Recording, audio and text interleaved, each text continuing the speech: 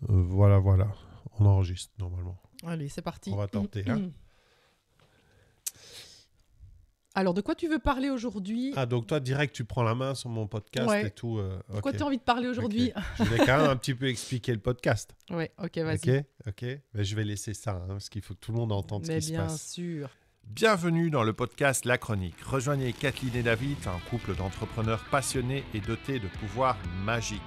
Écoutez leurs cris d'ours et de loup, tandis qu'ils vous emmènent à la découverte de l'entrepreneuriat, du mindset, de la spiritualité et de l'apprentissage tout au long de notre vie. Laissez-vous charmer par leur expérience et leurs réflexions uniques dans le monde de l'entrepreneuriat et laissez entrer un peu de magie dans votre vie. C'est parti. Hello à tous, bienvenue donc sur La Chronique. Aujourd'hui, on va inaugurer un nouveau format. C'est le format qu'on a décidé de mettre en place cette année avec Kathleen. Kathleen qui est ma compagne, ma femme, qui est aussi la co-créatrice. Ouais. Ça va être difficile. On a tous les deux le Covid, donc on a le nez à moitié en charpie, donc il y a des fois des lettres qui restent coincées dans le nez. Donc ne soyez pas étonnés.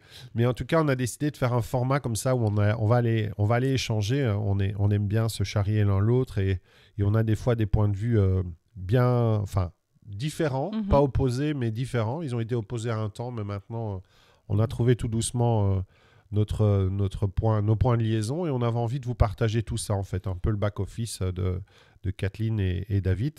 Et aujourd'hui, en fait, on va nourrir ce podcast d'un fait d'actualité. C'est ce que font les humoristes, mais c'est ce que font les créateurs de contenu aussi. Ils se nourrissent de ce qui se passe dans la journée ou dans la semaine ou dans leur lecture, dans leur découverte pour créer un contenu sur les réseaux sociaux. Et nous, ce podcast, il va être vraiment lié à quelque chose qui a pété la tête à Kathleen ce matin. Donc, du coup, qui a fait que ça m'a beaucoup fatigué. Et est-ce que tu peux expliquer, bonjour, ma chérie. Bonjour. Même si on s'est déjà dit bonjour, mais expliquer ce qui s'est passé ce matin.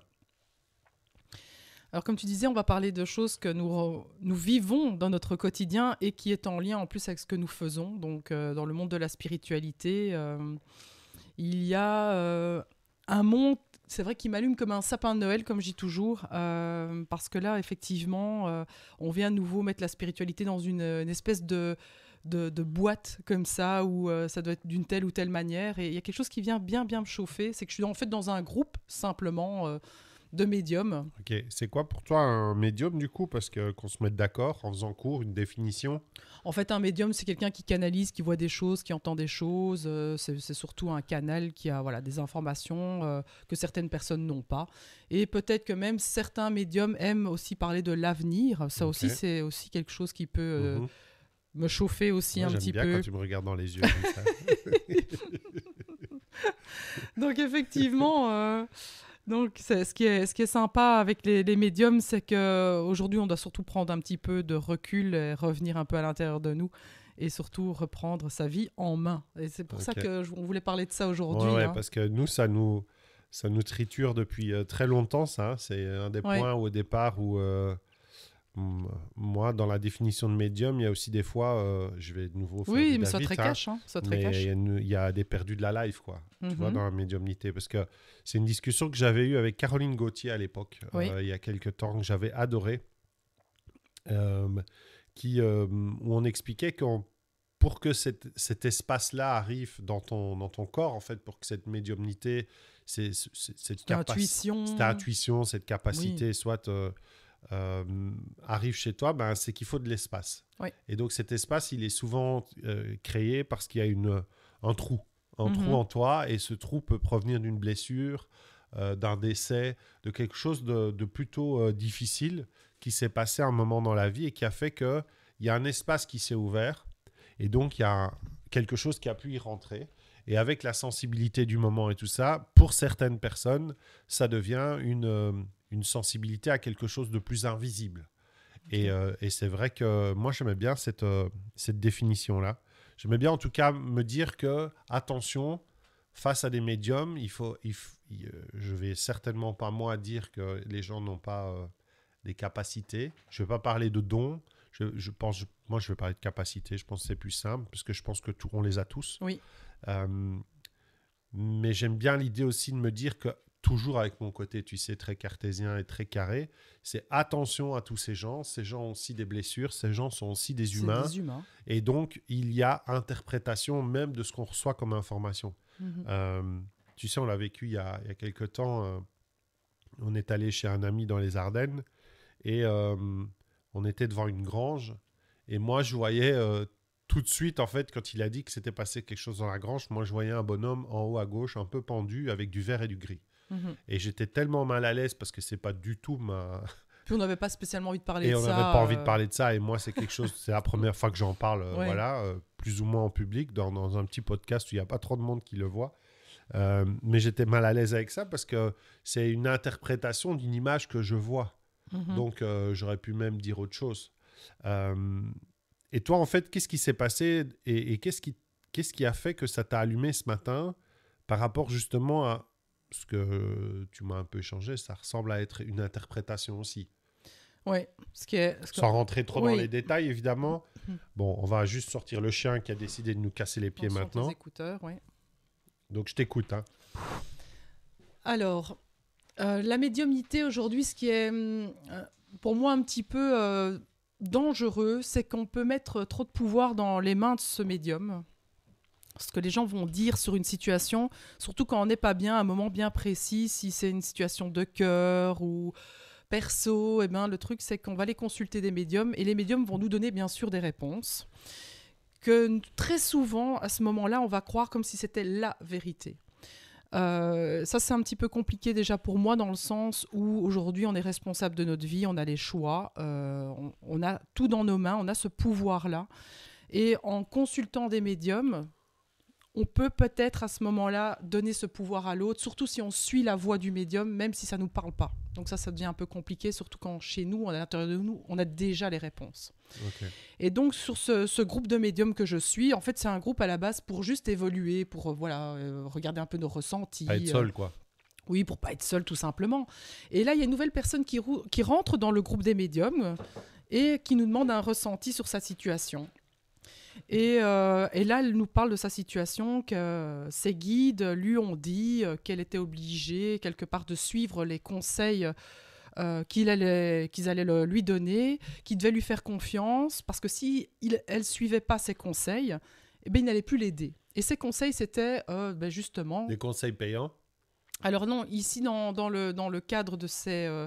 du groupe médium, on s'offre les échanges, mais elle dit percevoir des messages pour elle, de ses propres guides, et quand les guides en général disent « tu dois faire ça », c'est le moment. En général, c'est des mots où on doit un petit peu se mettre en alerte parce que les guides ne disent jamais ce que l'on doit faire, ils sont juste là pour guider, et c'est des choses... Encore une fois, c'est ta croyance, ça. Oui, c'est ma croyance, on a tous nos guides, on a tous nos voix à l'intérieur de nous, on a tous je sais que tu n'aimes pas ce mot-là, ce don-là, cette capacité-là, d'entendre des choses qui sont juste pour nous. C'est cette intuition, on sait ce qui est bon pour nous.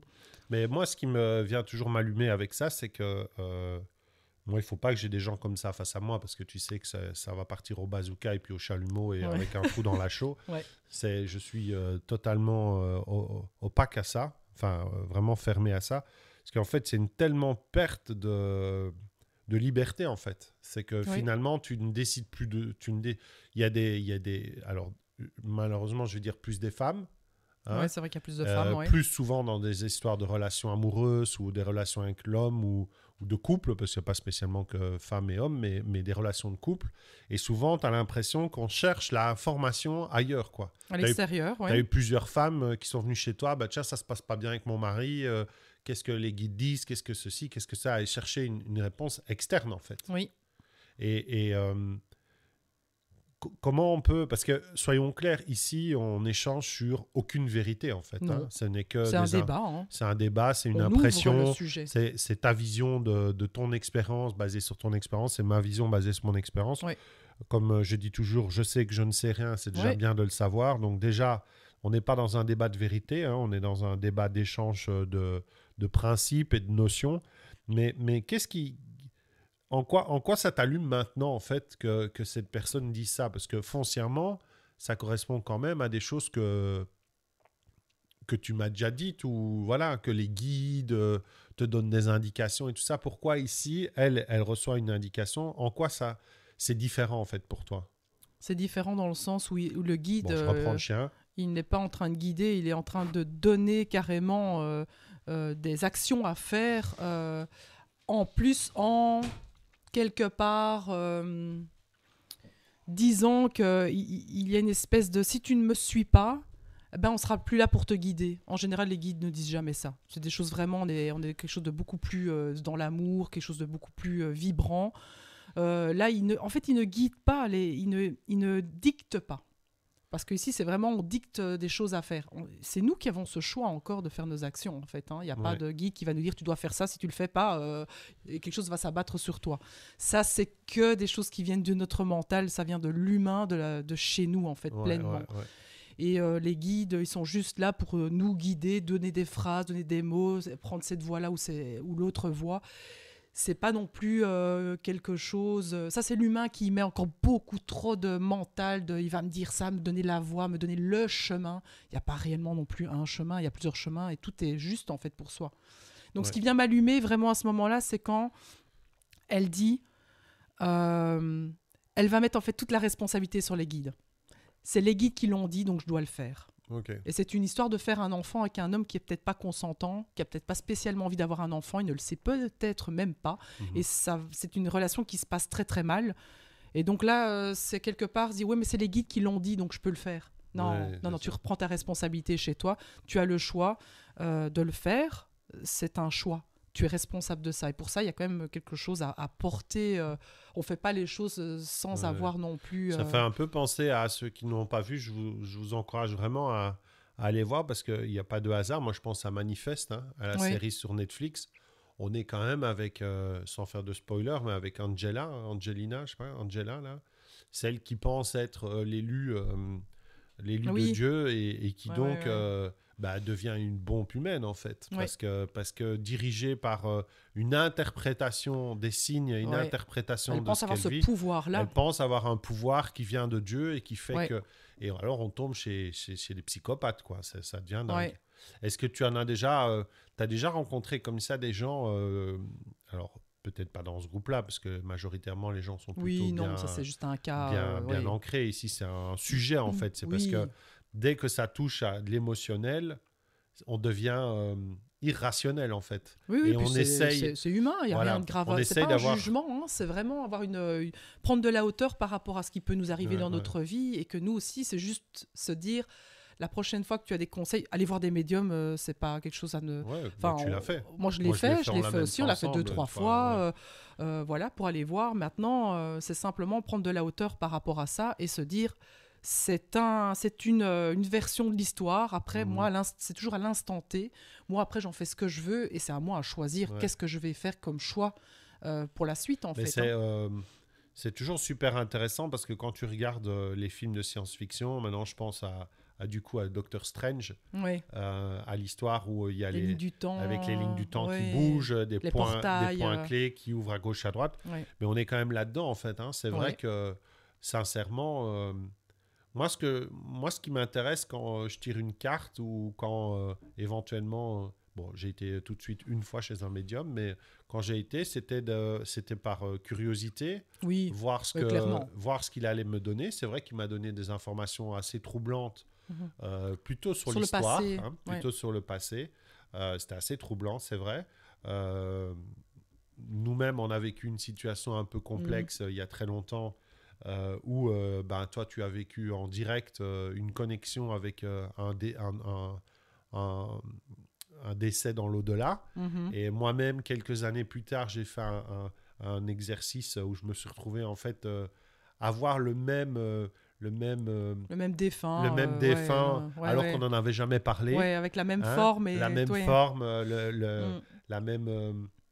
le même visage, la même coupe de cheveux, la même couleur de cheveux, alors qu'on n'en avait jamais parlé. Donc, un truc assez dingue qui nous avait beaucoup marqué. Donc, c'est sûr qu'on peut pas... je peux pas nier ça. On peut parce que tu l'as vécu. Voilà, je l'ai vécu, je le ressens, je peux pas nier ça, mais je suis extrêmement cartésien et moi, dès que je perds même si je suis en train de lire un livre sur un truc très intéressant qui dit qu'en fait, le conscient, en fait, il dirige quasi jamais, en fait. Mhm. En fait, même nos décisions sont déjà prédécisionnées. Y a Donc plus ça vraiment se dit pas, ça. Hein. Ouais. Mais moi, j'ai compris, en tout cas. Voilà, ouais. Je pense que... Il n'y a pas vraiment de choix, en fait. Ouais, Tout est déjà... Voilà, et ça, c'est compliqué. Ouais. C'est compliqué de se dire que tout est déjà un peu choisi. Oui. Et On est alors, il beaucoup y a des gens influencés. qui vont y mettre de la spiritualité, puis il y a des gens qui vont y mettre du très cartésien. Ouais. Parce qu'il y a, moi, tu sais que je lis beaucoup de bouquins. Il y a des bouquins de chercheurs qui parlent justement de du fameux alligator, donc de ce cerveau qui se met en mode instinctif, en fait, et qui survit, en fait, quoi qu'il arrive, et donc qui va prendre des décisions avant même que le juge, le cerveau juge, on va dire, prenne une décision, en fait. Donc, ça m'intéresse beaucoup. Mais ce que je voudrais revenir ici, c'est sur cette perte de responsabilité, en fait. Ouais, c'est surtout ça, en fait. Parce que toi, tu le vis beaucoup avec... Désolé pour les E. Tu le vis beaucoup avec les clients, en tout cas, les apprenants de tes formations. Il y a des gens, par exemple, qui sont des fois pas contents. Il y a des gens qui disent « Ouais, mais moi, je n'ai pas mes pouvoirs qui arrivent » ou « ça va pas » ou « je pensais ceci » ou « je pensais cela ». Alors qu'en fait, c'est un travail d'une vie sur soi, en fait. Oui, on va faire ça toute notre vie, de s'observer. Et de s'ouvrir. Mais quand tu as des gens comme ça qui sont perdus, en fait, parce que peut-être qu'il y a des gens qui nous écoutent qui se retrouvent dans cette situation-là, qui sont, qui sont en doute sur leur couple, qui sont en questionnement sur leur vie professionnelle, il y en a plein en transition. Qui sont dans des transitions et tout. Qu'est-ce que tu leur dirais justement par rapport à ces médiums? Parce que là, le groupe dans lequel tu es, ce sont des médiums. Donc, c'est quand même des gens qui sont censés peut-être avoir des clients. Ils ont des clients, oui. Ouais, voilà, avoir des clients et se connecter à quelque chose, on va le dire comme ça, pour donner une information à ce client. Oui. Tous les deux, dans ce groupe, on a une femme avec qui tu as fait comment on dit ça, une médiumnité ou je sais pas comment. Une séance. Une séance qui a été dire que je t'avais trompé, que c'était sûr et certain, que c'était 2 fois, que c'était un truc de dingue. Oui. Bon, tu penses bien qu'on en a discuté, forcément avec nos principes. Déjà, ça n'a pas de sens, mais elle a quand même continué à te pousser là-dedans, à te proposer des nettoyages karmiques et le four à micro-ondes et le nettoyage de toute la maison. Ouais. Le tout pour une coquette petite somme de 1000 balles. Alors, l'argent, je m'en fous, en fait. Oui, c'est pas une histoire d'argent. C'est pas une histoire d'argent. Il y a les gens non. qui vont tout de suite dire « Ah, mais c'est... » Non, l'argent... Non, c'est pas une histoire d'argent. L'argent, c'est normal de le demander. Oui. Elle fait un travail, elle fait un travail, elle prend du temps pour toi. Certains vont y voir de l'arnaque.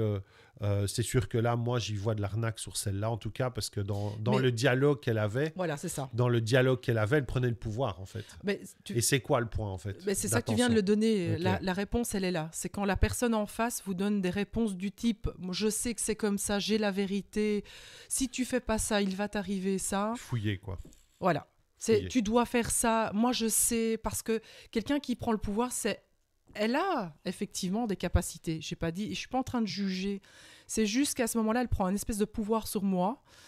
Et si quelqu'un est faible, qui n'est pas bien, moi en plus tout va bien, quoi. Je suis dans une quand même. Tout va bien, c'est quand même un peu spécial. Hein. Je suis un peu spécial, mais je veux dire, je suis pas en burn-out, je suis pas en dépression, pas comme il y a 5-6 ans. Ouais, bien sûr. Si elle m'avait recueilli à ce moment-là, avec mes faiblesses, mes blessures, avec. Ou quand on s'est connus. Oui, ou peut-être ça, ou il y a peut-être 10-15 ans quand j'avais pas fait tout ce travail aussi sur moi. Mais c'est vrai que ça peut provoquer des dégâts chez les personnes.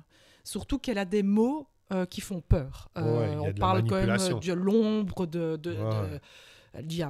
parle quand même de Satan, elle parle de pacte de l'âme. Si tu le fais pas, elle sait que ça va mal se passer. Oui, et elle le voit, et ses guides lui disent encore là maintenant, si tu ne le fais pas, l'ombre s'abattra sur toi.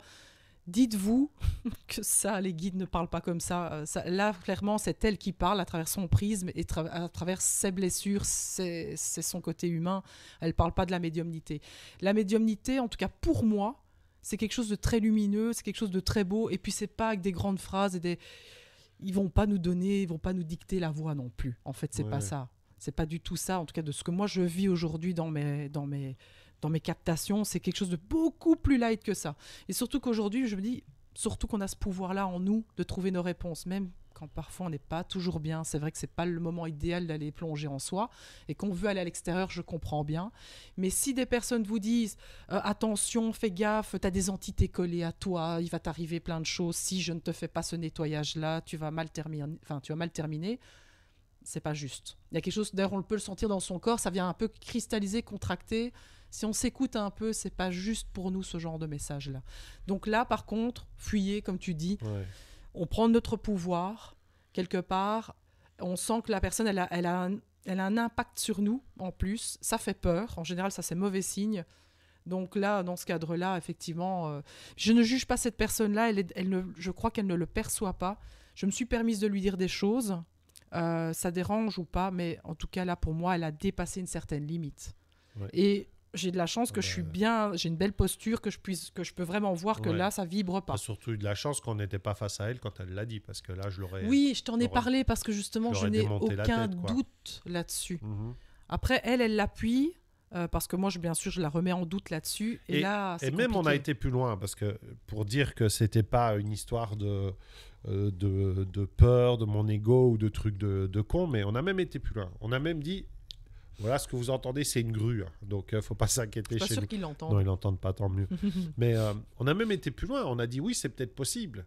Oui. On a parlé de ces histoires karmiques, d'autres vies. Oui. Voilà. Et c'est là où moi, j'ai un truc en plus qui, je pense, qui est peut-être un peu étonnant pour ceux qui me connaissent, mais je vais même vous dire peut-être qu'elle a raison, en fait. Parce que peut-être que c'est vrai, peut-être qu'elle a capté ces images-là, mais est-ce qu'elle les a captées de cette vie-ci. Dans cette vie-ci, est-ce qu'elle les a vraiment captées avec cette clairvoyance-là, que ça correspondait à moi avec quelqu'un d'autre il y a 2 ans? Je crois que c'était il y a 2 ans, c'est ça? Je sais plus, à parler des années. En plein Covid, c'était magnifique. Mais il y a aussi ça aussi, c'est que, par exemple, moi qui suis de temps en temps touché par des intuitions ou des choses comme ça, on interprète ce qu'on voit. Bien sûr. Il y a toujours un humain quelque part. Il y a toujours un filtre. Oui. Donc, quand quelqu'un voit une image et vous la partage, c'est l'interprétation même de ce qu'il voit. Oui. Oui, donc, il y a déjà le risque que ce soit une interprétation pour vous. Oui. Et en plus, c'est une interprétation de ce qu'il voit. Donc, on a déjà deux filtres, il y a beaucoup de filtres avant que vous ayez l'info. Donc, je pense que c'est quand même très risqué. En plus, il faut voir dans le jour où elle donne son message. Est-ce qu'elle est bien? Est-ce qu'elle, dans l'énergie que vous transmettez. Parce que moi, je me souviens d'une histoire où j'ai vécu une connexion de nouveau avec un décès. Il y a très longtemps, j'étais éducateur. Et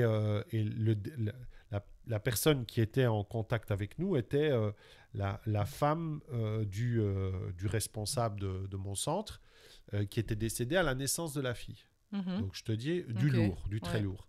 Et en fait, toutes les questions étaient orientées entre est-ce que la petite fille va bien aller, le papa, donc qui était autour de la table avec nous, qui parlait donc à sa femme défunte, et toutes les questions étaient orientées vers l'enfant. Et c'est sûr qu'il s'est passé des trucs de dingue. Je ne vais pas rentrer dans les détails, mais il y a eu plein de choses à ce moment-là qui n'étaient pas normales. Des ventilateurs qui n'existaient pas, qui ont tourné. Moi, j'ai eu une tête comme un seau toute la soirée, parce que j'étais sûr qu'il y avait les hôtes d'une cuisine. Oui, il y a des sons. Dans le monde invisible, il y a parfois des bruits. Il y avait des sons de fou, quoi. Et le lendemain, pensant que j'étais à côté de la cuisine, en fait, je n'avais même pas capté que j'étais de l'autre côté du bâtiment. Et en fait, il n'y avait rien. Mm-hmm. C'était un bâtiment qui était hyper calme. Et moi, j'étais sûr qu'il y avait la haute. Donc, tout ça pour dire qu'il y a eu un moment quelque chose de particulier. Mais de là à dire que c'est réellement sa femme qui a répondu et que c'est pas lui qui avait un tel besoin, parce qu'à l'époque, c'était une énorme souffrance, un tel besoin d'avoir des réponses qu'il a provoqué la réponse, c'est toujours ça qui est difficile, tu vois. C'est ce que je veux dire, c'est que le médium, il capte ton énergie aussi. Oui. Donc, si tu as une énergie qui est très, très forte et qui dégage quelque chose, lui va la ressentir parce qu'il a cette sensibilité-là. Oui. Donc, est-ce que c'est quelque chose qui reçoit ou c'est quelque chose qui prend dans la tronche, tu vois, qui reçoit d'ailleurs ou qui prend dans la tronche? Tout ça fait que je pense que quand on reçoit des informations d'un médium, le médium devrait... C'est ce que toi tu fais. Tu es toujours très attentive à ça.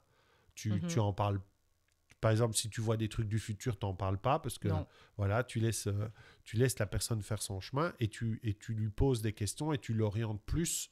C'est plus, je pose des questions pour qu'elle trouve les réponses à l'intérieur d'elle. Voilà. C'est plus ça mon... Donc on se retrouve, la différence entre toi et un coach, ça serait quoi du coup? Moi, je suis plus dans le questionnement. Mais le coach aussi. Bah, peut-être qu'il y a une espèce de... Moi, je vais bien dire que parfois, je suis comme une sorte de guide. Donc, je ne sais pas s'il y a besoin de faire une différence entre le coach et le médium. C'est parce qu'il y a des gens, des fois, qui vont chez un médium au lieu d'aller chez un coach. Il y a des gens qui vont chez un coach alors qu'ils pourraient aller chez un médium. Ça dépend le médium encore. Hein. C'est comme tous les humains. J'aime pas trop dire ça. Il y a du bon et du moins bon. Mais dans tout, il y a tout. Hein. Il y a des coiffeurs. C'est pas pour juger. C'est simplement pour dire que un médium pourra avoir de belles, peut-être des belles réponses, plusieurs réponses, et d'autres vont carrément dicter des choix. Ouais. Donc, je vais t'amener sur un chemin. C'est que moi, ce que je sais, c'est que quand toi, tu travailles avec les gens, tu arrives à capter des histoires du passé qu'un coach ne pourra pas capter. Oui, ça, c'est l'atout du médium. Voilà, mais c'est pour ça qu'aujourd'hui, quand tu me dis la différence, c'est que je me sens pas ni médium, ni coach. Tu vois, aujourd'hui, c'est vrai que j'accompagne les gens et j'ai un peu la chance de voir... La cartographie complète de la personne dans son passé, dans son présent, dans ce qu'elle vit, dans ses blessures émotionnelles. Et j'ai un peu l'avantage d'orienter mes questions, bien sûr, là où ça pique. Oui, c'est ça. C'est ça qui va aider. C'est que moi, je vois où ça va blesser, toucher, surtout décristalliser, parce que c'est l'objectif des séances, c'est de faire avancer la personne, d'aller mettre le doigt là où ça va justement, ça va bouger. On a besoin de faire bouger l'énergie dans son corps, tout simplement. Ouais. Et je sais que je vais activer. Parce que moi, je pense que c'est quelque chose qui... Et toi, tu as ça aussi dans tes accompagnements. Oui, je le fais. Moi, c'est je ça l'entends. Qui nous rejoint. C'est marrant parce qu'on n'était pas parti sur ça pour le podcast. Et en fait, je suis en train de capter un truc là. C'est que vraiment, cette petite nuance-là, elle est subtile, mais elle fait une grosse différence. Ouais. C'est-à-dire que si un coach pouvait sentir sa médiumnité, qu'il l'a des fois, parce que quand il pose des questions, quand il pose ces questions de coaching, ceux qui ont fait la certification, il y a tout une codification des questions, il y a toute une structure. Il y a l'aspect non verbal, on peut avoir des infos aussi avec ça. Hein. Oui, mais bon, ils n'utilisent pas ça. Ils utilisent les tests vraiment de personnalité. les principes de coaching de l'IFC. Si tu prends les principes, c'est assez codifié. Et donc, en fait, si tu poses des questions, tu essayes de réagir, tu essayes de trouver comment ramener la personne sur son... Voilà, c'est vraiment un travail. Toi, tu fais pas ça. Toi, tu es instinctive. Il y a plein de questions qui sont en lien, mais en fait, tu n'en sais rien ce qui se passe à l'IFC. C'est pas des trucs sur lesquels toi, tu t'es basé. Mais par contre, tu vas toucher chez les gens tout de suite sans leur poser de questions. Des choses... que peut-être même les gens, des fois, ne t'exprimeraient pas ou n'oseraient pas dire. Toi, il y a quelque chose d'assez vert transparent, en fait, sur certains points. Un peu comme toi aussi, tu es dans tes coachings. Oui, mais c'est parce que j'écoute mon intuition et j'écoute mon corps. Voilà, mais c'est ça. Et il y a un moment, je sais que quand je suis coincé sur un truc, je dis, OK, avant, je stressais, en fait, parce que je dis, putain... faut que je sois bon, tu vois, je te dans il faut avoir la bonne question, la bonne solution. Il faut que je trouve la solution et tout. Et en fait, maintenant, je fais totalement différemment. Je fais, waouh, ça c'est compliqué. Ok, il me fait réagir comme ça, parce qu'il y a des personnalités, des fois, qui sont plus compliquées pour moi que d'autres. Ça me fait réagir là. Ok, qu'est-ce que ça vient toucher chez moi? Donc ça, c'est le travail du dev perso. Qu'est-ce que ça vient toucher chez moi? Puis je laisse aller ce truc, et puis j'écoute, en fait. Et il y a un moment, il dit une phrase, il dit un truc, et moi, ça fait résonance. J'ai une chair de poule, des fois même je pleure. Voilà, c'est ça. Et je sais que je suis dans quelque chose. Et là, je me dis stop. Je dis stop à la personne parce que je dis qu'est-ce que tu ressens. Et quand la personne est à ce stade-là avec moi, il y a quand même une confiance. Et donc, du coup, je sais qu'on est au bon endroit. Oui. Et on va travailler là.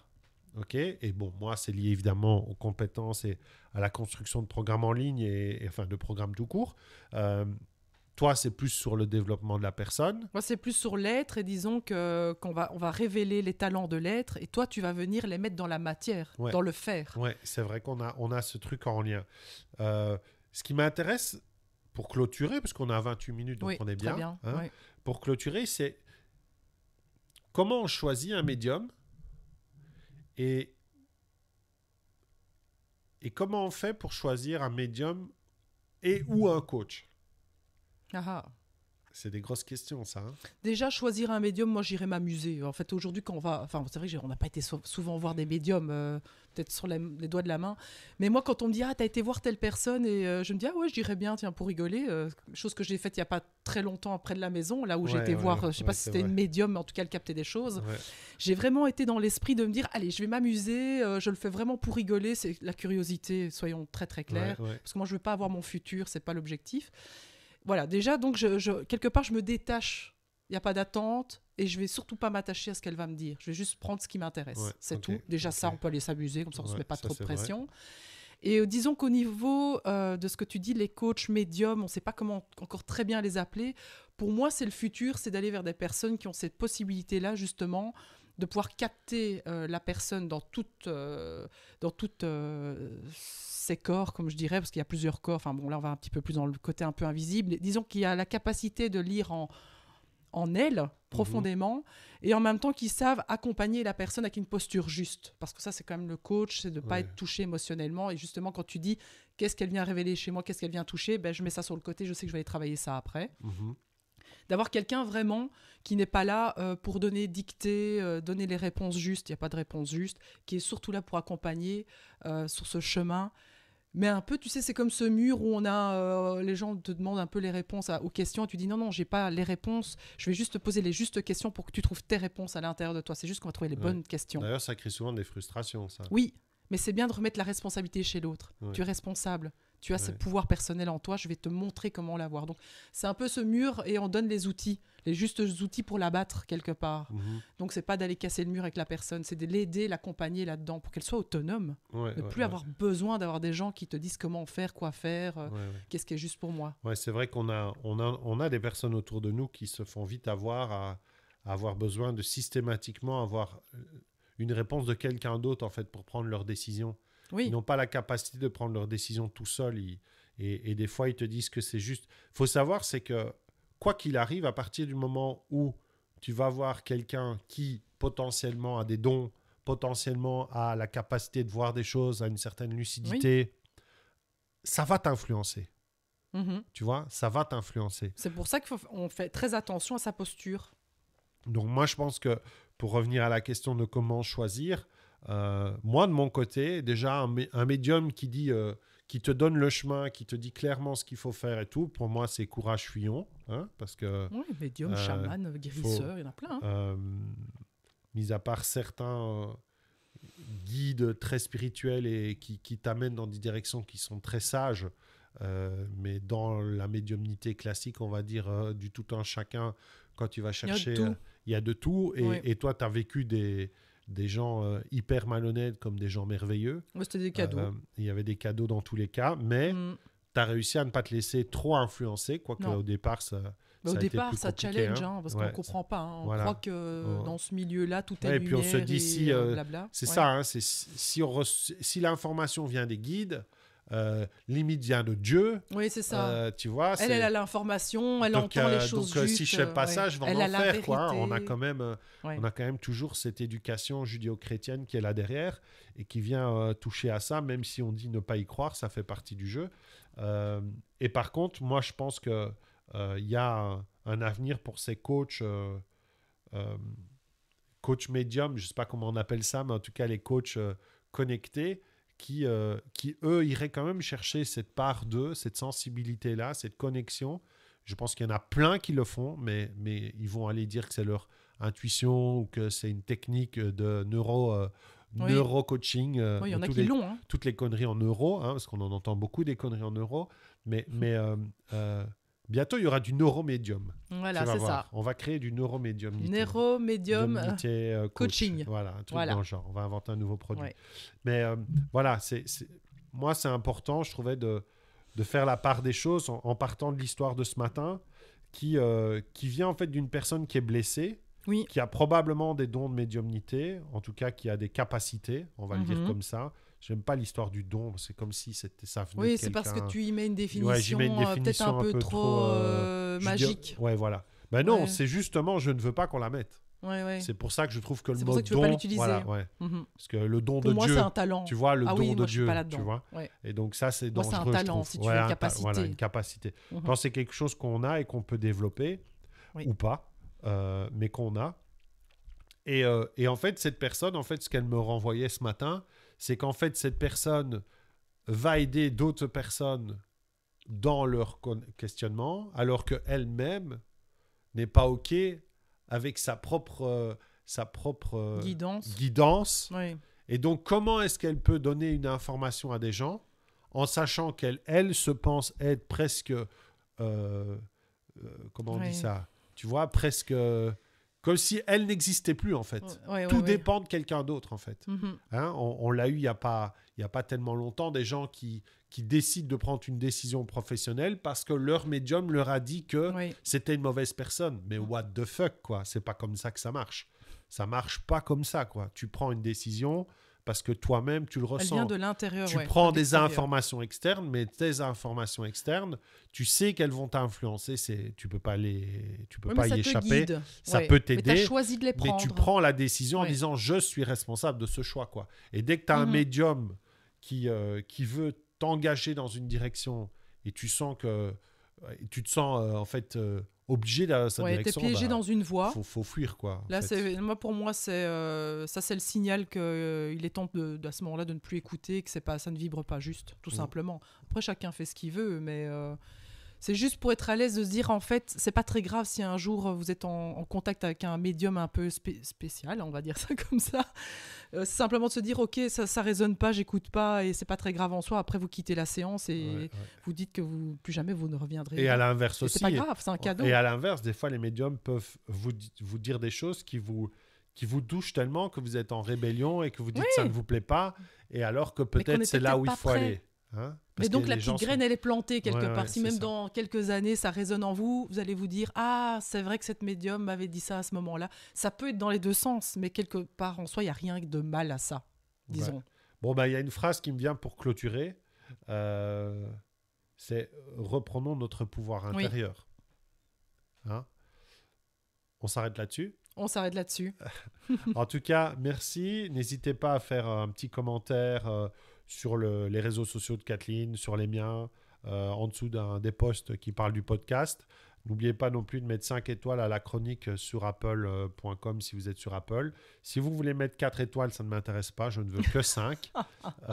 Donc, vous ne mettez que 5. Sinon, je ne veux rien d'autre. Ça ne m'intéresse pas. Mais en tout cas, merci beaucoup. On se retrouve pour un prochain podcast. Peut-être avec Kathleen aussi. On va voir un peu ce que ça dit de faire ces ateliers à deux, en tout cas ces podcasts à deux. C'est très sympa en tout cas. C'est cool. En tout cas, on est dans la cuisine, on boit un thé avec notre nez à moitié bouché. Et on vous dit à très bientôt. C'était... Ouais, bon, je lui fais un signe pour lui dire c'était Kathleen, pour qu'elle dise Kathleen. Non, mais tu me dis, non, là... c'est Kathleen et... Ah, c'est Kathleen et David. Voilà. Allez, toute belle journée. Ciao, au revoir. Ciao.